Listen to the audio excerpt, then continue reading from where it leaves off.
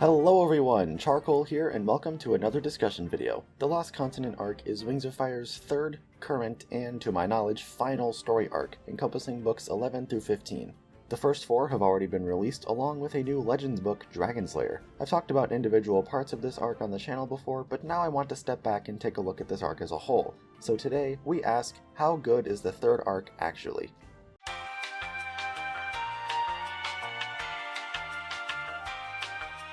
Before I jump into the review, I want to go over why the third arc exists and if it was really necessary. Let's go back and take a look at the first two arcs. Arc 1 left a lot of questions unanswered. How did the dragon at school turn out? Where did the Nightwings used to live before the volcano? What's this about a Darkstalker? Where is Queen Scarlet? Arc 2 answered all these questions and more, so it felt like a natural and necessary continuation of the story. On the other hand, the Lost Continent is never really brought up until the epilogue of Book 10. It is mentioned very briefly at the end of Darkstalker, but I think at the time that was only there to give Clearsight a happy ending and leave something that Tui could maybe turn into a new arc down the road if she wanted to. Evidently she did, but Book 10 had such a sense of finality to it that the sudden addition of a new continent kinda came out of left field. I think it's because Book 10 was originally supposed to be the series finale, so it was written as such, but the decision to do another arc wasn't made until the very last minute, so the cliffhanger was just tacked on at the end. The arc itself ended up being a pretty mixed bag, since it was likely created more because the series is popular and less because Tui had a really strong idea for it. However, I do understand why this lack of connection could be seen as a good thing, to give the new arc a lower entry level for new readers. Because if some kid saw Wings of Fire for the first time at book 11 and it was heavily referencing past events, they're going to look at 10 main series books, a Legends book, and 4 winglets and think, wow, I have to read all of that just to understand what's happening? No thank you. And voila, you've alienated your target audience. But while I can sort of excuse it for this reason, to a longtime reader like me, it was still pretty jarring.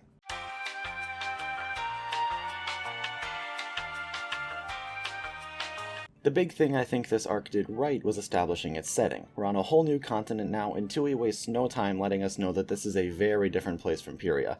Only 3 tribes instead of 7, one of them being supposedly extinct, but let's be honest, if they were in the Dragon Guide, of course they would turn out to still be alive. Tribes living together instead of being separated into kingdoms, a rigid class system that places one tribe above the other, and it's more technologically advanced. They've got greenhouses, books are more widespread instead of scrolls, doctor's offices, candy stores, coffee— wait a minute. Candy stores? Coffee? At least one of these hives has to contain the dragon equivalent of a Starbucks, and I want to see it.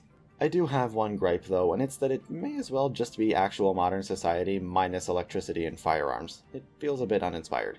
As for Clearsight basically being worshipped as a deity, I think this is the closest the series has come to full-blown religion. There have been vague references to the Great Ice Dragon and the Skywings apparently believing in reincarnation, but this is the first time it's been a major plot point. It's interesting. I really like the new tribes too. The Silkwings are cool with the whole metamorphosis concept, and the fact that they can be almost any color opens up a ton of opportunities for character creation. The Hive Wings come off as kinda generic, but I do like their designs.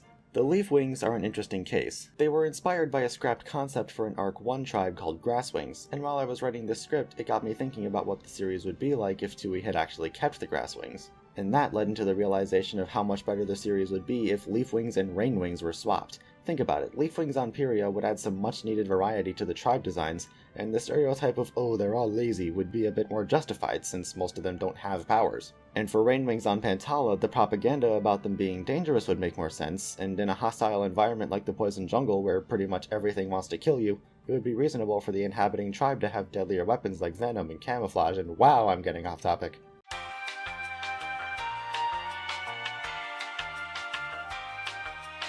Starting with Blue and the Lost Continent, the book itself is decent. It does a fine job introducing the new continent and our main cast, but it doesn't do much more than that.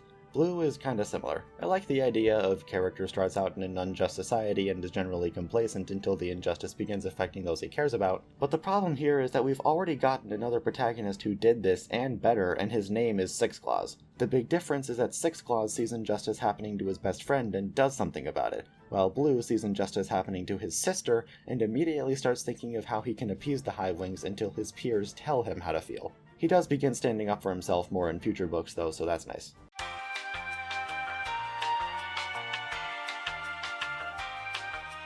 The Hive Queen was hands down a filler book. Very forgettable story with very little that actually mattered to the plot. Granted, this is not an issue exclusive to this arc, it's pretty much become a pattern with all the second books throughout the series, but that doesn't change the fact that it's a problem that is present here. As for Cricket, I don't dislike her, but she can be kind of annoying at times. Her tendency to ask so many questions whenever she encounters something new does fit her character, but when it becomes the only thing she ever does, it gets old after a while. Speaking of Cricket, let's bring Blue back into the picture and talk about their relationship. As you probably guessed, I'm not a huge fan.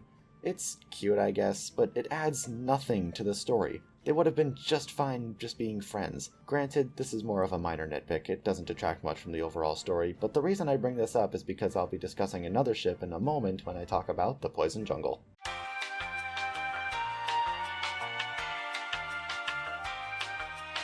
I think it goes without saying that The Poison Jungle is the best book in the arc. It is a genuinely great read that arguably advances the plot more than the previous two books combined. I wouldn't call it my favorite in the main series, but it's definitely up there, truly a breath of fresh air compared to what surrounds it. I really like Sundu's arc of learning not to generalize all the Hivewings as mindless drones to Wasp, and it gives her a new point of view on the conflict. Wasp is doing horrible things, but Leafwings like Sequoia and Hawthorne aren't exactly innocent either. I'm not saying Wasp is right for doing what she's doing, because she 100% is not. The atrocities are definitely way more on her side, but I appreciate the effort to give us that complexity. Now, obviously I can't talk about the Poison Jungle without talking about Sundu and Willow. Contrary to Blue and Cricket, I actually really like this ship. They play off of each other really well, but the big thing is that it actually matters to the story. Without Willow, Sundu would be a completely different person, because Willow influences her in ways that only a romantic partner could, far more than just normal friendship. Which brings me to the elephant in the room, that being that Sundu is canonically a lesbian. To all the Karens out there who hate on this book purely because Sundu is gay, what the fuck do you think Tui owes you? I'll tell you what she owes you. Nothing! Don't get me wrong, you're allowed to dislike this ship if you think it doesn't work for story reasons, but if you hate it simply because you're homophobic, that's when we have an issue. Personally, I couldn't care less if it's gay. If Tui wants to include more LGBT characters, more power to her. Sundu and Willow work because they feel genuine, like they're not just shoehorned LGBT representation. As long as it's an entertaining part of the story, which this one is, go ahead and be as gay as you want.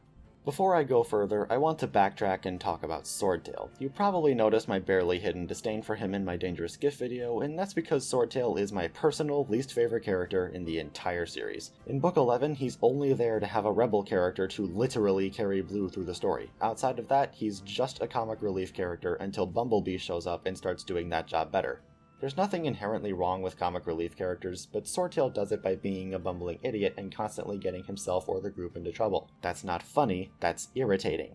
The fact that I was actively rooting for him to die when he got swallowed by the dragon trap plant should say a lot about my feelings on him. And his relationship with Luna hardly makes sense, because outside of the one brief moment we saw them together in Book 11, I find myself wondering how Luna fell in love with this buffoon. Okay, back on topic.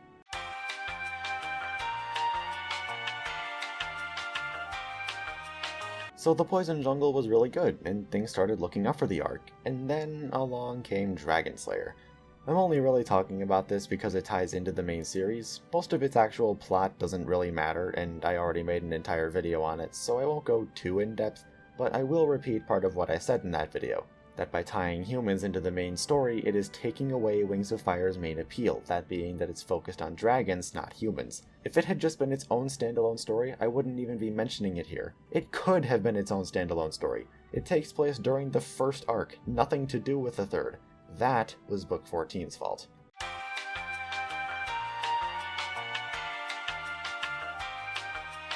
Now, before I really delve into the Dangerous Gift, I want to acknowledge the video I already made on this book. A lot of my points still stand, but I think that video made it out as being worse than it really is. I went into the book with a critical eye from the start, expecting to hate it, but looking back, I wouldn't say it's all that bad. I do still hate one specific thing that it did, and we'll talk about that in a minute, but as its own thing for the most part, the outcome of the book for the Ice Wings did still feel like something that needed to happen. I just don't think getting Snowfall directly involved in the Pantala plot was the way to do it. I think Snowfall should have gotten a winglet instead, mainly to give the Ice Wings the same closure and introduce Link so she's not a total stranger going to Pantala. A better protagonist for the Dangerous Gift would have been Hazel, who I say could have done the new queen struggling to lead her people trope better, since she already knows most of what's going on.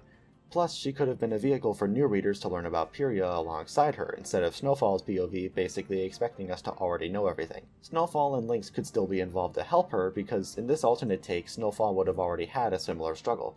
You could say it wouldn't make sense to have 2 Leafwing protagonists in a row, but the arc is already giving us 2 Silkwings, so I don't think it's that big of a stretch. Now is probably the time I should mention Animus Magic, or I should say, the lack thereof. We knew the behind-the-scenes reason Animus Magic disappeared the moment it happened. After Darkstalker, pretty much the most overpowered villain you could possibly have in this series, and needing to create an overpowered protagonist because of him, i.e. Turtle, of course she needed to nerf Turtle to stop him from using his powers to immediately resolve the conflict. But what hurts the most is that the reveal of Jerboa being behind it was purely for our benefit, not the story.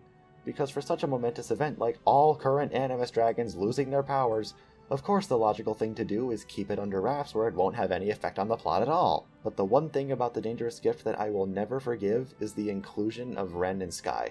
In my Dragonslayer video, I praised Ren for doing the Humans and Wings of Fire idea pretty well, but in the main series, she sticks out like a sore thumb and is handled so poorly it makes me physically angry. On its own, as a story about the Ice Wings, The Dangerous Gift isn't half bad. But the sudden inclusion of humans drags this book down to being the worst main series book in this arc for me, because of what it means for the arc and the series going forward, if it should for some reason continue. Humans have never been particularly important in the series, so why are we suddenly caring about them now? Why do all of the queens see one talking scavenger with a strange-looking dragon friend and think, yeah, we should listen to them? Forget the Ring of Vision. This is the new worst thing about the book. But, even with all of that, there is still one more thing. One glaring issue that has been present from the day this arc began.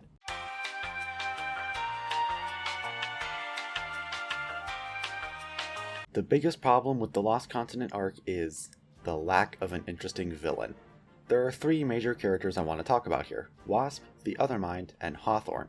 Let's start with Wasp. I certainly don't like her, not in the slightest, but I don't hate her, because a character has to really do something to make me hate them.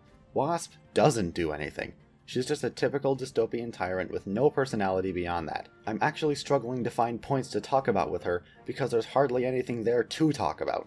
We're 4 books into this 5-book arc, and the primary villain is about as complex as a piece of cardboard.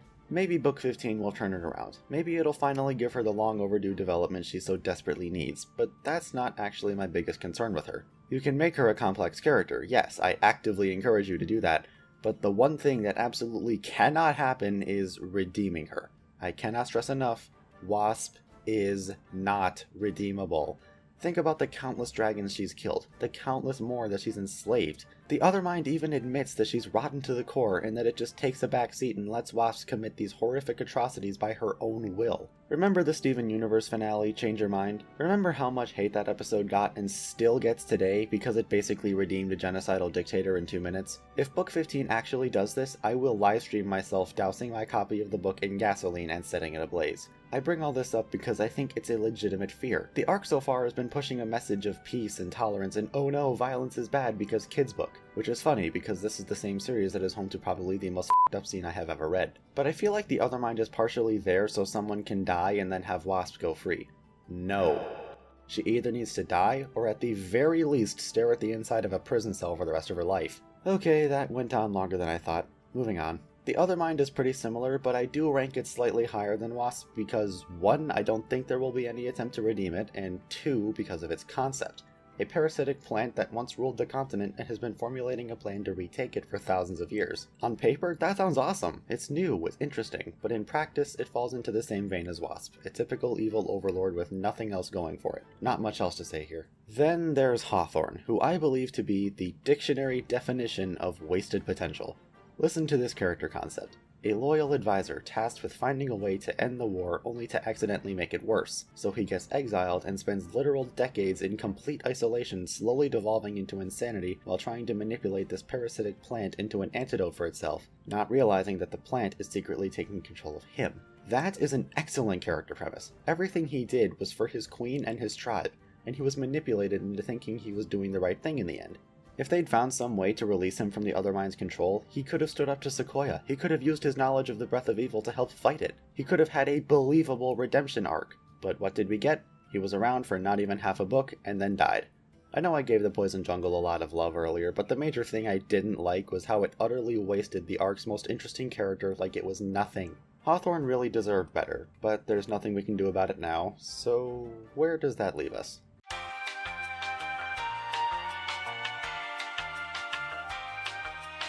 So, how good is the third arc actually? Well, I have a hard time calling it good. But like most things Wings of Fire, I can't say I hate it either. I hate some of the things it's done, but there's still plenty to like. However, it just doesn't hold a candle to the first two in my eyes. Overall, I'd say it's just okay. I know a lot of you are probably sick and tired of hearing me rant about this arc so much, and I promise this is the last time I'm touching it until Book 15 comes out. Will Book 15 be the savior we all need and provide a satisfying finale to the arc, maybe even the entire series? Or will it just be the final nail in the coffin? That remains to be seen, but as it stands now, this arc is probably one of the more underwhelming things I've read. Before I end this video, I have some announcements to make. First of all, if I get this video done on time, it should be premiering on Friday, August 27th. So if you're watching this on that day, this means 1 year ago today, my first video on this channel was uploaded. It's been a great year and I've got big plans for the future, so you'll just have to wait and see on that. Second, this also means I move to college tomorrow, so fair warning, expect uploads to slow down for a while as I settle into campus life. And third, to celebrate 1 year of the channel, I held a special art contest in my Discord server. The entries are as follows: Animal, Silver, Grietine, sorry if I butchered that, and Zephyr. As of writing this script, the winner has not yet been chosen, but whoever does win will have their art featured as the icon of my Discord server for the foreseeable future. As for the normal fan art entries, we have the Dragonettes of Destiny, Animal, Grietine, Lemon, Mirancom, and Penguin Lover. Thank you all for an amazing first year, and to give you a little behind the scenes update, Deathbringer's trial is going full swing. I've already picked the topic for my next discussion video. Falcon Part 4 might be a while because I've run into writer's block with it, and I've been working on a concept for a new series, a massive collaborative project that I want to design in a way that allows almost any Wings of Fire fan, as long as they're old enough to be on Discord, to get involved in some way. And the working title is Possibilities. My hope is to reveal more information in the not too distant future and get production started by the end of the year. And with that, this has been Wings of Charcoal, and I will see you all in the next video.